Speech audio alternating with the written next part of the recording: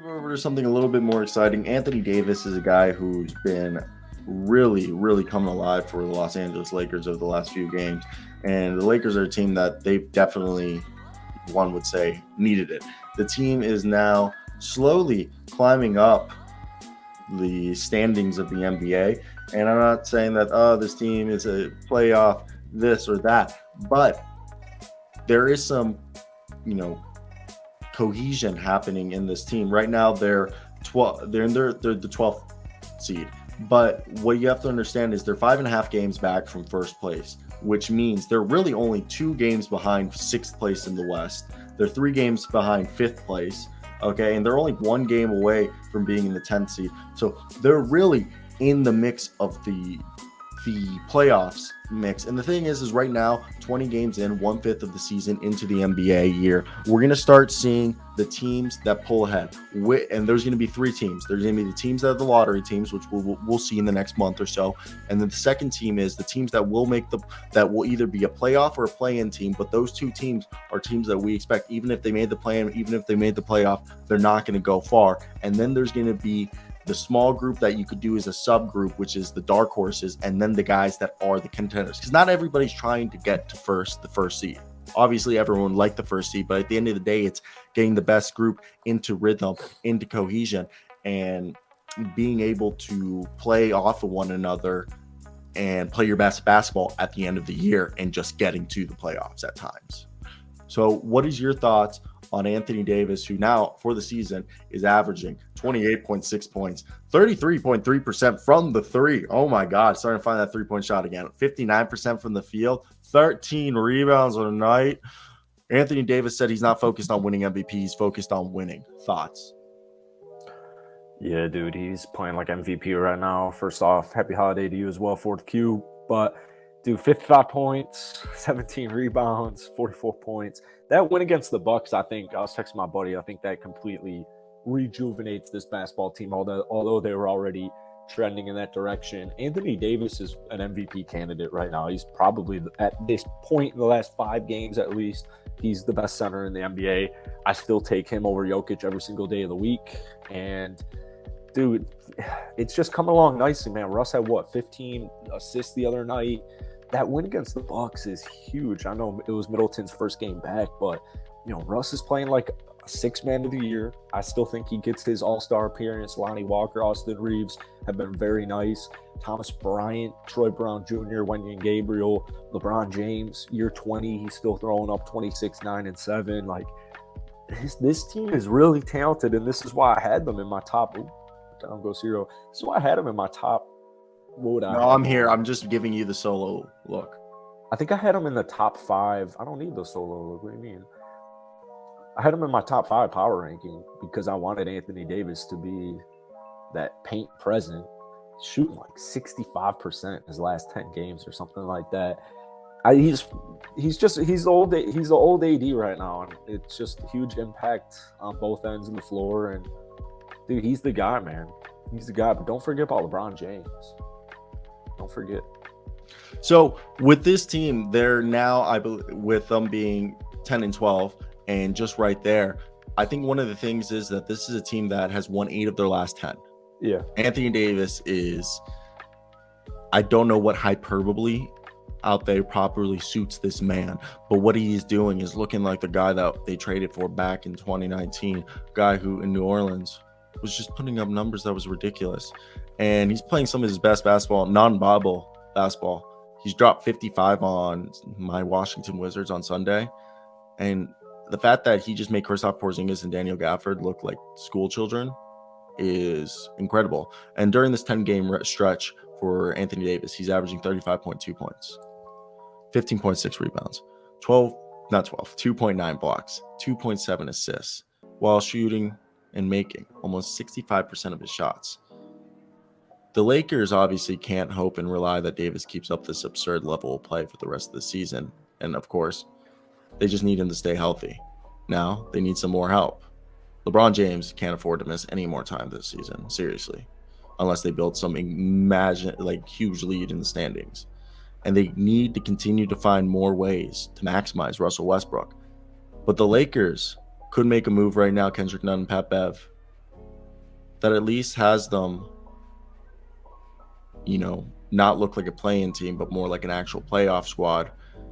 Because with every day that passes, every game that passes, I truly believe that Russell Westbrook, with his playmaking ability, with his basketball IQ, with the way that he can read the floor in transition to see the cutting man through the back door while they're slashing towards the basket and make the right plays, is something that they need. Likewise, LeBron James. This team would be a lot worse if they didn't have Russell Westbrook with the amount of games LeBron James has missed. So right now, Anthony Davis is part of that key with Russell Westbrook, with LeBron James. At least those three need to be here. And I feel like there's a couple other guys there's several other guys we could say on this roster. I think the big guys could go. Pat Bev could go. Kendrick Nunn could go. Let's keep Austin Reeves and Lonnie Walker. But I don't know why we're still having this conversation about trading Kendrick Nunn and Pat Bev. But what I'm saying, I'm getting the rant. It's just Anthony Davis. Let's maximize Anthony Davis, Russell Westbrook, and LeBron James right now because of what you're seeing right here. And in the last few games, I agree. I don't know why you're so Pat Bev's last time. Pat Bev's this team's playing better without Pat Bev right now. Tell me I'm wrong. I don't think you're right necessarily. I don't think the difference is Pat Bev. I think the difference is Anthony Davis. And we knew this beforehand. If the Lakers wanted a legitimate chance at the finals, if they wanted to make a finals playoff run, AD has to be like AD in the past. He has to be a top 10 player in the league. He has to be an MVP candidate. He doesn't have to win MVP, but he's got to be an MVP candidate. Like LeBron James in year 20, it has to be Anthony Davis. So my biggest issues was just the cohesion of, all right, can AD do what he's doing with LeBron James out there on the court? Because the Lakers looked better without LeBron James than they looked with LeBron James when he missed 6 games or so, 2 weeks, whatever it was.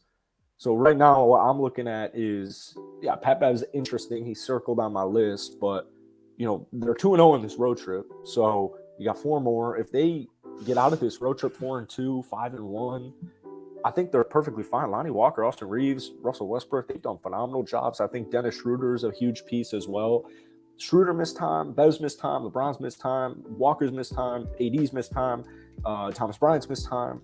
A bunch of their players have just missed time, so I need to see them fully healthy, which is kind of what they are right now. Well, so Troy Brown Jr. is awesome.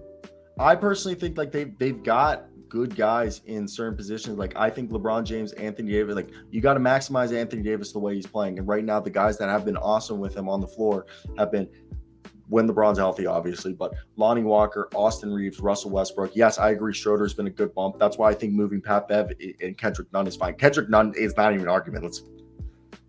But like the thing is Troy Brown Jr. right there. You got 1, 2, 3, 4, 5, 6 guys. Well, really with Westbrook, Reeves, Walker, Davis, James, Schroeder, Troy Brown Jr. That's 7 guys you got right there. And then I feel like Bryant, Nunn, Bev, and Damian Jones and Juan Toscano Anderson, you got to find ways to maybe either incorporate them better or try to see you can get value for them. Because I think they have 7 guys on this team, and Anthony Davis is next to Troy Brown Jr., Lonnie Walker, and Austin Reeves. I love that. And Russell Westbrook, I've loved those lineups. Yeah, I mean, Thomas Bryant coming back from injury, I think he's done a phenomenal job since he's gotten back, and it's pretty inconsistent, his playing time along with a lot of these young cats. I agree. Kendrick Nunn isn't really offering me anything. And I get Pat Bev isn't doing what we want or need Pat Bev to do, but that's why I think you start it now. I don't think, I'm not looking into trades really. I'm actually a lot more enticed by the buyout market, guys like Rudy Gay. But that's what I'm saying. You gotta move on from at least Nunn or Bev or both of them to get the money. To sign those guys. Oh, I mean, obviously you could figure something out where you go, hey, we'll send you Pat Bev and Kendrick Nunn to the Spurs for Josh Richardson or Doug McDermott at least. Josh Richardson and Doug McDermott, you could maybe get that with a couple second-round picks, 2 expiring contracts. Maybe. I mean, we've been talking about it for 6 straight months now. I get it. They've won 8 of 10 though. So when they start to fall off, if they start to fall off, that's my thing. If they start to get back to reality, AD maybe simmers off a little bit, then I'll have this conversation. But for right now, I'm perfectly content with this current roster. Although, yeah, you're right. Kendrick Nunn has been pretty. All I dog was water. trying He to hasn't say, played in a while though. I wasn't trying to say trades or anything. I was just trying to figure out a way, how do we maximize the team, you know, and around how Dalen Johnson said that Anthony Davis is playing out his mind. Russell Westbrook's embracing the six-man role. And once a LeBron James is healthy, how do we maximize, you know, the team or around them? I think Schroeder is going to be an integral part. I think Lonnie Walker's having such a sneaky season too, but I think Schroeder is going to be a big kind of piece for him. And if Thomas Bryant can get going as well, you know, he has his moments. Yeah, I know you're a Thomas Bryant guy. You're a big guy. So, yeah, it's interesting. I'm just in that. I want to get past this road trip. So 4 more games for now. I think is when I'll get into these a little bit better or a little bit more.